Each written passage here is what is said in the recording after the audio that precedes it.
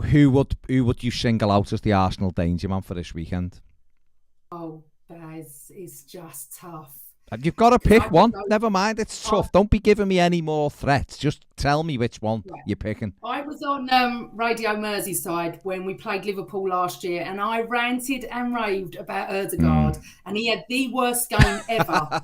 Right, we didn't even see him. I think he was substituted. Right. So I don't want to rave about anyone. Okay. But from the spine, I could go defence. I could say... No, you've got to pick one. You've got to pick one. I don't care whether it's a jinx to you. That's the point. I'd have to pick Saka. Okay.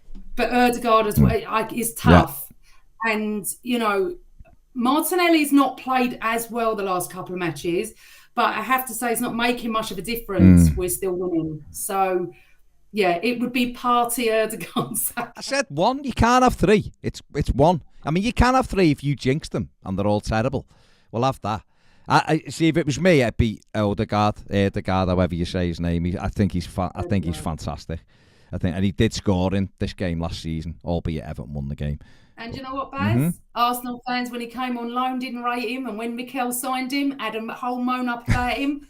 Again, do you know what I don't get? And I've ranted and raved, and every club fans should listen. Do not slag a player off until he's put your jersey on and crossed the white line. You know what? Seriously, you don't know how they're going to perform for you. You just don't know. No. And it really wound me out. Now look at Ødegaard. Every game getting better and better. Some of his passes, wow, just wow. And yeah, a lot of people are eating humble pie. And again, they've gone kicked off about Jorginho that we didn't get Cicado, or however you say his name. Yeah. Jorginho could do a job for us. I don't know. I'm not saying anything. He's not been bought in. He's been bought in as cover. Cicado, we'll get him in the summer. So really, you've got Jorginho, who will come in. He's won the European Championship with Italy. He's won the Champions League with Chelsea. Played in the Premier League. Loads of experience. Serie A. Good. He just keeps things ticking over nicely. Sits in the midfield. It's what's not to love. They moaned about Jesus. I think football fans do moan. I think that's just a given. But I don't. And if City didn't want him, why should we take him? My life. Yeah. You think Mikel's stupid? And it's really interesting. What do you think of Mikel? I think he's done brilliantly. Did I think he'd do this well? I honestly didn't know. There's all of those things of he's never managed the game, and he hadn't. He was Pep's cup of tea maker. But he's done fantastic. And I think the biggest thing he done was getting hold of the likes of Aubameyang and just going, you're gone.